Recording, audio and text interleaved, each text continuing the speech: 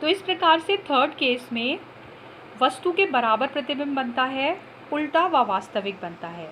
ये third case numericals के point of view से बहुत इम्पॉर्टेंट है। कई बार आपको जो दूरियां दी जाती हैं उसमें केवल इतना बताया जाएगा कि वस्तु वक्रता केंद्र C पर रखी है।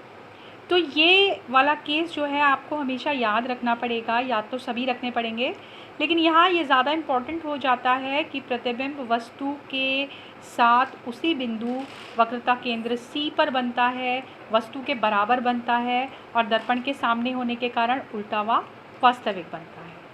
अब केस फोर्थ देखिए। फोर्थ केस में वस्तु और नज़दीक आ जाती है दर्पण के। वस्तु अब F और C के बीच रखी है, यानी फोकस और वक्रता केंद्र के बीच में आपको एक एरो दिख रहा है, वो वस्तु है। वस्तु से जो पहली किरण पैरेलल जा रही है वो है फोकस से वापस आने वाली, वो फोकस से परावर्तित होकर वापस लौटती है, और वक्रता केंद्र वाली वक्रता केंद्र से ही वापस लौट आती है। जिस बिंदु पर ये किरणें मिलती हुई दिखाई देती हैं वहाँ पर प्रतिबिंब A' B' बन रहा है।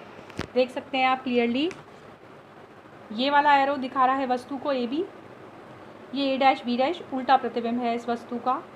आपने जनरल डायग्राम्स में सीखा था कि पैरेलल किरण फोकस से होकर जाती है और जो किरण वक्रता केंद्र C से जाती है उसी से वो वापस लौट आती है। जहाँ ये मिल रही है, बहुत आसान है ये बनाना, मुश्किल नहीं है। जो पैरेलल गई वो फोकस से आई, जो C से गई वो C पर लौटी। जहाँ ये किरणें मिली वहाँ प्रतिबिंब बना। प्रतिबिंब कैसा है? उल्टा व वास्तविक और वस्तु से बड़ा। अब तक आपने सीखा था, पहले केस में वस्तु से छोटा था, दूसरे में छोटा था, ठीक है। यहाँ पर F और C के बीच में था ये वाला केस, और ये वाला केस फोर्थ वाला, सेकेंड और फोर्थ, ठीक है, एक दूसरे के ऑपोजिट है। ध्यान से देखिएगा, यहाँ वस्तु बियॉन्ड C थी, C से परे थी, और प्रतिबिंब F और C के बीच में था। फोर्थ केस में देखिए, वस्तु F और C के बीच में है और प्रतिबिंब C से परे यानी कि बियॉन्ड C के दूसरी तरफ बन रहा है। देखिए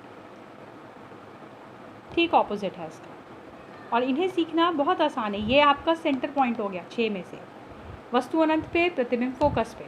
अब आप पांचवा केस देखेंगे। पांचवें केस में वस्तु फोकस पर होगी और प्रतिबिंब अनंत पे होगा। यहाँ वस्तु अनंत पर थी और प्रतिबिंब फोकस पे था। तो इनको सीखेंगे तो एक दूसरे से रिलेट करके सीखें। ये फिफ्थ केस है जहाँ पर वस्तु फोकस पे रखी है और प्रतिबिंब अनंत पे बन रहा है। ध्यान से देखिएगा कि जो किरण पैरेलल जाएगी वो फोकस से होकर जाएगी, और जो वक्रता केंद्र C से जाएगी वो उसी से वापस लौट जाएगी।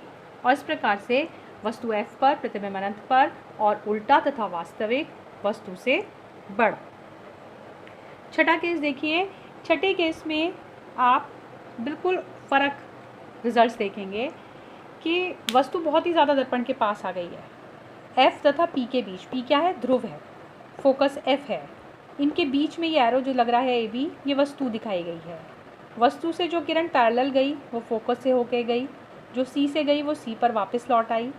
और देखिए किरणें यहाँ मिलती हुई प्रतीत हो रही हैं। दर्पण के पीछे प्रतिबिंब बन रहा है। जब प्रतिबिंब दर्पण के पीछे बनता है तो उसे हम आभासी कहते हैं, सीधा और आभासी, और वस्तु से काफ़ी बड़ा, साइज़ में वस्तु से काफ़ी बड़ा प्रतिबिंब बनता है। और इस प्रकार से ये अवतल दर्पण के 6 केसेस हैं जो आप सीखते हैं, और इनको आपको अपनी प्रोजेक्ट फाइल में भी पूरा करना है। इन 2 वीडियोज़ के माध्यम से मैंने आपको अवतल दर्पण का पूरा प्रोसेस बता दिया है।